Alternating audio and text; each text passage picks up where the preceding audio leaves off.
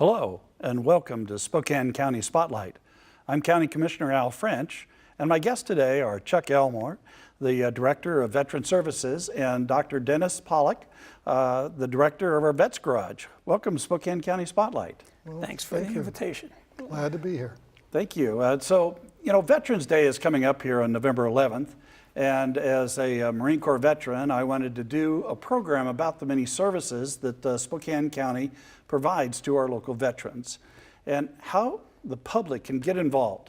So, Chuck, why don't we start with you? Why don't you tell us a little bit about Veteran Services at Spokane County? Okay, well, predominantly in Spokane County, our Veteran Services program is put there to provide emergency financial aid to veterans. There's a lot of veterans in Spokane County that are struggling to make ends meet because they're unemployed, or they're just living on very fixed incomes because of their disabilities that they might have incurred during the war. And so we're there to help get them through the tough spots. But our program is a state mandated program through RCW 7308. And basically that says all 39 counties in the state of Washington have to have an emergency financial aid program like ours. The one thing I want to emphasize, though, is we are not the Department of Veterans Affairs. We get a lot of customers that come in that think we're the VA and that we're going to be able to do other things for them. This is a Spokane County operated and funded program. We get absolutely no funding from the federal government, or even though the state mandates the requirement, we get no funding from the state government either to make this happen. All of our funding comes out of property taxes that are paid right here in Spokane County. And another difference between our program and the VA is the eligibility requirements for our program are different than with the Department of Veterans Affairs. Almost anybody that's been in the military is eligible for some benefits through the Department of Veterans Affairs. But the state of Washington has said that you have to be an honorably discharged veteran or at least a general discharge under honorable conditions to be eligible for programs that are funded in this particular state. So let's give a little bit more information there for the veterans that are out there that haven't gone through this process. I mean, I think the form you look for is like a DD-214. Absolutely. And if you served in the military and you don't have that in your records, you can contact the Department of Defense and request a copy of your DD-214, which is a governmental form, and on there they'll define the kind of service and the kind of discharge that you had when you left the military. Is that correct? That's correct, but you could also come directly to our office and we will help you order it. And we can typically get one of those in about 5 to 7 days. Oh, excellent. Years ago, before the computer became a big thing, it could take 5 to 10 months. But today we get them in about 5 to 7 days, and so we can accelerate the process quite a bit. But that's the first requirement. You have to have the DD-214 that shows what your character of discharge is. Right. You also have to be a current Spokane County resident, because it's Spokane County property tax funds we're using. You have to be able to prove that you've lived in the state of Washington for at least a year, and your income, the biggie, your income has to be less than 150% of the poverty level that's been established by Health and Human Services every year. And that number changes in January every year. So how do you prove that you're a resident of Spokane? Is that just showing up with a utility bill with your name on it? Or? Absolutely. That's generally what we look for. In a lot of cases, we can even get the 12-month residency requirement that way.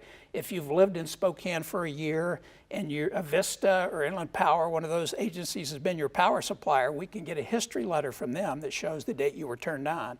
And so that can cover that 12 months as well. But yeah, typically mail is the easiest way to do that. So, I know sometimes our veterans are not, don't always have access to housing. And so getting their name on that utility bill might be a little bit of a challenge. So they might end up having to live with a friend or relative for a period of time. And so if you've got somebody that has had to, let's say live with a relative, is there another way that you can show that you've been a resident? Lots of ways. A lot of them have been residents of Spokane County maybe in the past. Some of them went to school here.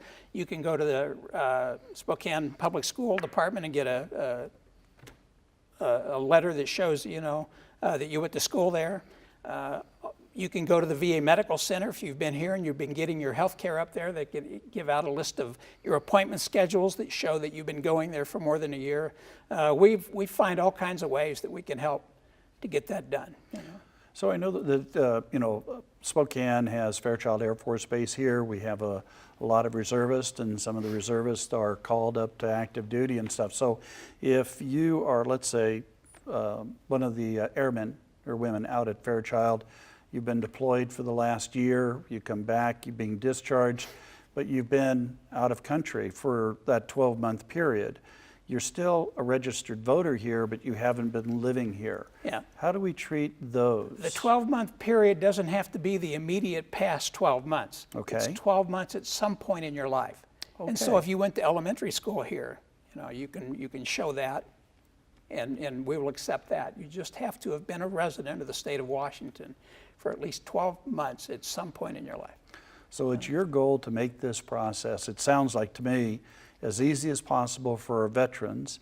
And if we have a vet out there that is in need of any kind of services, come in. Absolutely. Have a conversation, and you will work with them to try and find a path to get them to where they can become eligible. You bet. It's our desire to try and qualify as many of them as we possibly can for the program. We hate to turn anybody away. And even if for some reason they don't meet the qualifications, there might be other programs here in Spokane that they could be eligible for, and we'll help them get linked up with that. So. Well, and that also is great news for our veterans, that this is not a first come, first serve kind of a program. We're here to serve the needs of as many veterans as we have in this community that are in need of help. But there are a lot of other agencies out there that are also designed to provide services to our veterans. And even though they might not be directly through your program, you're that conduit to get them to those services. One of the things that we've had going on here in Spokane, I think this is the 38th year of it, we have what we call the Veterans Task Force. And it's made up of veterans representatives in all kinds of different organizations. The colleges all have veterans representatives, the VA Medical Center, obviously. There's a Veterans Outreach Center in the Valley where they provide post-traumatic stress counseling to veterans and their families. All kinds of agencies. DSHS has veterans reps, the WorkSource has veterans reps. We probably have close to 90 members of that particular task force. And the real purpose behind that is so that we can all network together and know what everybody's program is and at least part of the qualifications to get into it. So if a veteran were to come into my office and I couldn't help him, I know who in Spokane can help them, and then I can make that call and link them up with somebody else. So once you've been able to establish their eligibility for the programs and stuff, talk a little bit about the kind of programs that are available. Well, in the financial aid end of it, first off, it has to meet an emergency need. You have to be able to prove that there's an emergent situation here. And one of the primary things that we help people with are their rent payments. For some reason, they've fallen behind in their rent. But to make sure that it really is an emergent situation, we require them to bring in a 3-day pay or vacate letter from their landlord. And then we know that if they don't pay that rent, then the landlord's probably going to take action to evict them. And that's what we're here to prevent. We don't want them being evicted. Same with utilities. If they need a utility assistance for the electric company or the water or whatever it might be, they have to have an established turnoff date by the utility company. That way we know it really is an emergency, and if we don't help with that, they're going to be living in the dark or they're going to be living without water. So those are the two really big things we're here. We don't want them being evicted. We don't want to live in the dark without water. But we also, we provide food vouchers. We literally shell out, I'm guessing probably $250,000 a year in food vouchers to veterans here in Spokane County, and they can take those to almost any grocery store in town. And utilize that voucher to buy food for their family. We help with transportation issues. We provide gas vouchers to certain gas stations here in town, and we help with bus passes. We put out quite a bit every year for that because it's important that they be able to get around, especially those that are seeking work. We have a lot of the younger vets that have come back from Iraq and Afghanistan that are looking for work in the Spokane area. And if they don't have the money to buy gas for their car or get a bus pass, then it makes it very difficult. So we help with those kinds of issues. We also, we just started, now it's October, we started into our heating season where we help people that have oil burning heating stoves. We can help purchase oil. We purchase logs, pellets, anything along that line that they might need, propane to provide heat in their particular house. So, so that's a big one. We can help with clothing. If they've just acquired a new job and it requires a particular type of clothing, then we can help them purchase that. We help a little bit with prescriptions. In some cases, you know, the vets can generally get their health care and their medications at the VA Medical Center, but sometimes their spouse, and they can't afford to buy the medication for their spouse or their children, and sometimes we can help with that. So long as it's a generic drug, you know, we can't afford to buy the big name stuff, but we do what we can there. And you hit on a very important aspect of this as well. And I know that I come from a military family. My dad was 20 years Army. I was Marine Corps. My brother-in-law was in the Air Force. And when you go into the military, it's not just the serviceman or woman that is serving their country, but many times it's the whole family that is providing that support group, you know, keeping the flames alive here at home while they're waiting for their loved ones to come back and stuff. And Absolutely. so the scope of the services you provide, I think, also include spouses And children. Yeah, and stuff. So oftentimes the spouse may be deployed. yeah.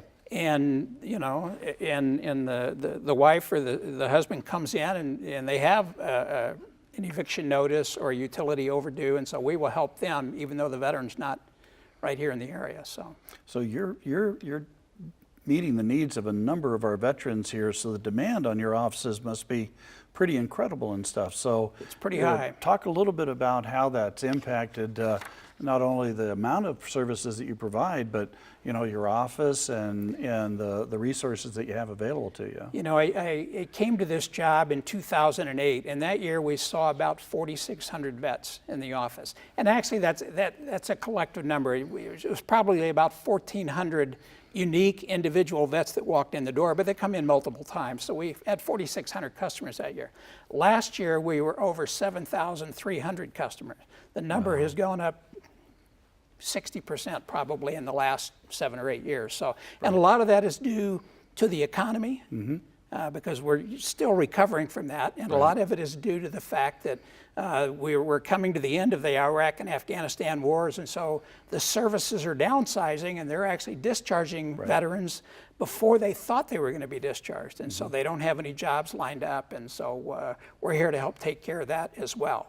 But the numbers just are really significant in what we're trying to do. And as we talk about expanding services for our vets, that gets to the Vets Garage, which we just recently opened up. Yes, Dennis, why don't you talk a little bit about that? Well, the Vets Garage is an outgrowth of the Washington State Veterans Administration PTSD program. And so I have one hat that serves that contract.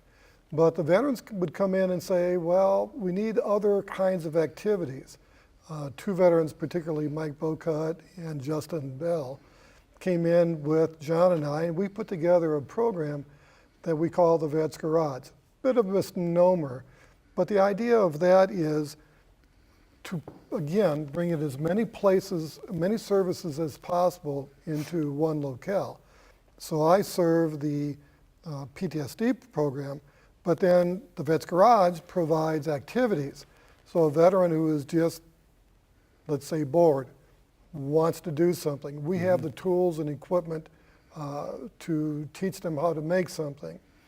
Or we have people who are involved in things like Comic-Con. And we have one veteran who was kind enough to donate a 3D printer, and so he could make things with the help of John, who would do the CAD portion of the object to be printed. And that's really interesting because we had one veteran who just was having thoughts he didn't want to have, okay? And those thoughts were pretty negative. So he started coming in, and at one point we needed 300 holes drilled so we could make our huge CNC machine. So, but he had a tremor, And so he had difficulty putting the drill exactly on the spot. Using the 3D printer, we were able to make a device to precisely locate that drill. So he was very happy that he could come in, contribute, and at the same time engage in positive distracting activities. So one of the other things that you do through the Vets Garage too is you can actually provide some assistance to some of our veterans that are looking to do a business startup. You know, Yes. and, you know, it's so critical to get our vets back on their feet, to get them, you know, to where they're self-sustaining, whether it's employment with somebody else or in some cases employment where they've got their own business. Why don't you talk a little bit about that? Well, we've had, I think it's 6 veterans come through now. And one of them, for example, needed a display case for his product. So we designed the display case, and rather than us doing it for him, he immediately learned how to use the CAD, the CNC machine, and print himself out, or cut out, a whole series of display cases for, I believe it's Northwest Essential Oils. And that's a product that you'll see out there on the stand. Another woman who needed a version of a Barbie doll, who makes clothing for Barbie dolls. We cut out from, with our CNC machine, a little bit different than Barbie, kind of model so she could display them again, stand them up, and put the clothing on them. Another veteran is coming in, and I believe his company is called Devil Dog, and he is making knives and swords. Another veteran actually makes swords, and he has an order for 10 people who served together in a unit in Afghanistan. So he has an order for 10 swords, which he then will come back to us to help do the engraving on the swords. Another fellow is using a laser cutter for making signs and serving trays, which are commemorative, so that people buy them online, and he provides the instant kind of access to getting the engraving that they want. So we do some of that as well. So I know that Chuck shared with us how much the veteran services are growing. And so do you anticipate experiencing the same kind of growth with the Vets Garage? We do, and we already have had substantial growth. And since we did the grand opening 2 weeks ago, we've had wonderful donations. What we need now is a donation for where can we put all these wooden tools that we've gathered up? Because the space we have is already growing too small. But it's a wonderful problem to have. So the other thing that we're interested in doing is connecting with the university district. And we already have Eastern Washington is conducting a class through the occupational therapy department where veterans are working on what we call a health and wellness program. And so they come in weekly doing some positive activities. They also just approached us on a possible grant for a project they have called Smiley Veterans. I believe that's close to being correct. Okay. And the idea would be monthly, they could come to the Vets Garage and have their, get some dental hygiene work done so they can keep their smiley faces. So over time, we want to connect with other EWU programs, but with the WSU pharmacy program. The new med school is going to be coming in. We'll also have the counseling department. The sleep clinic is there.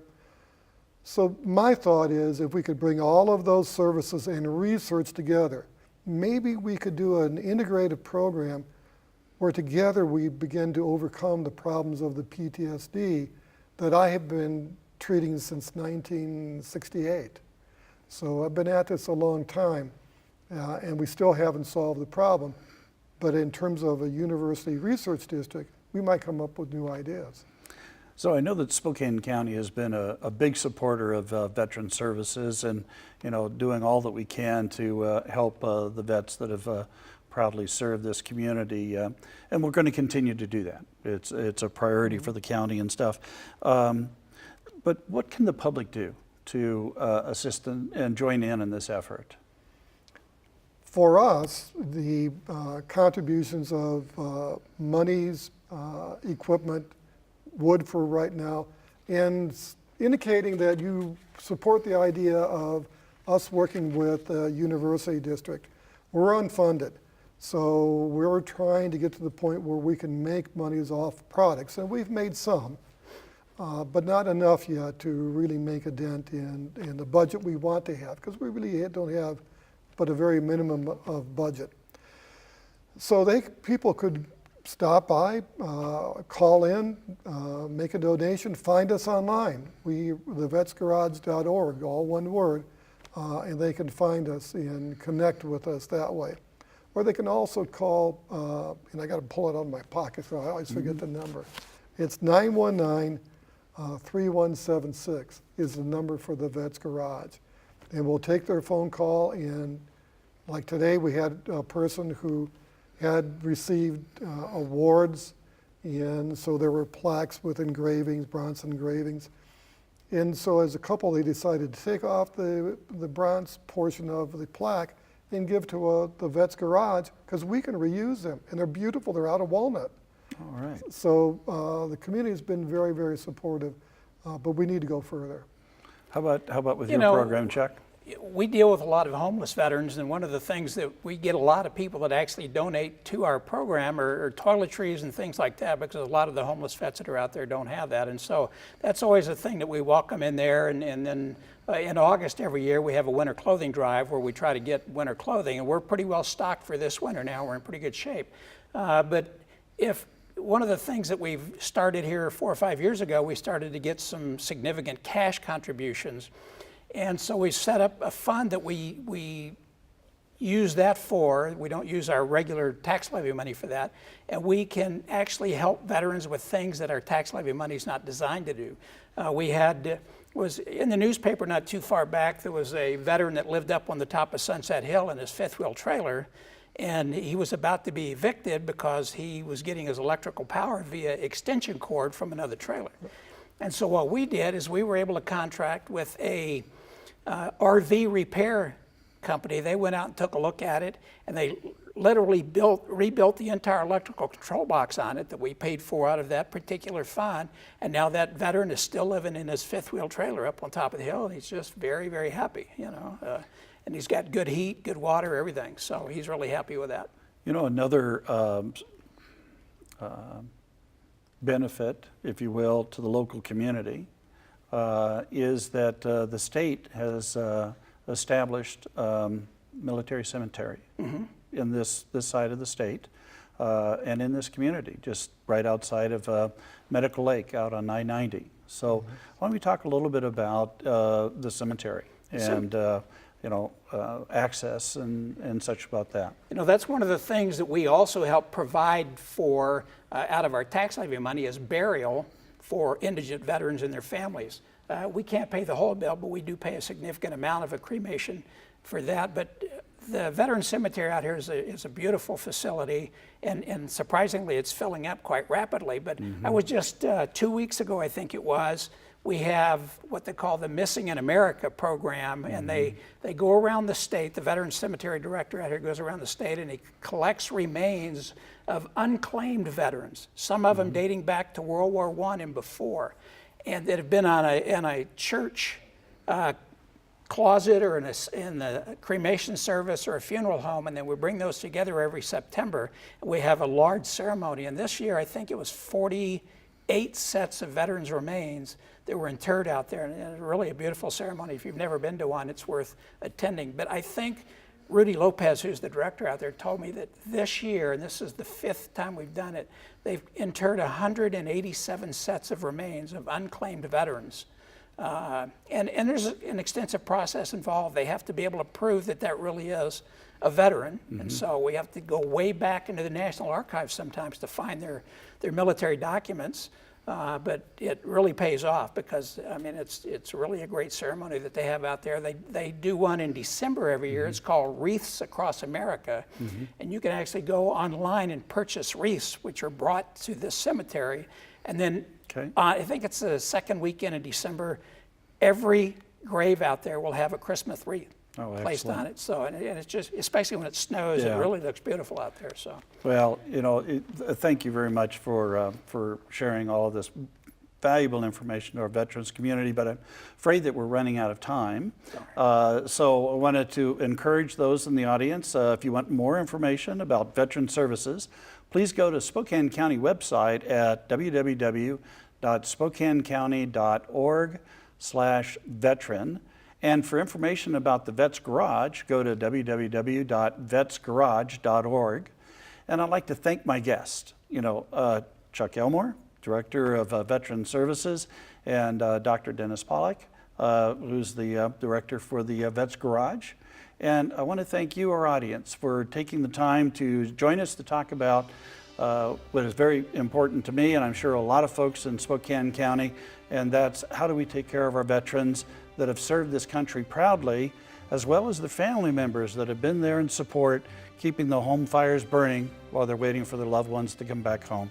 So thank you very much, and have a great day.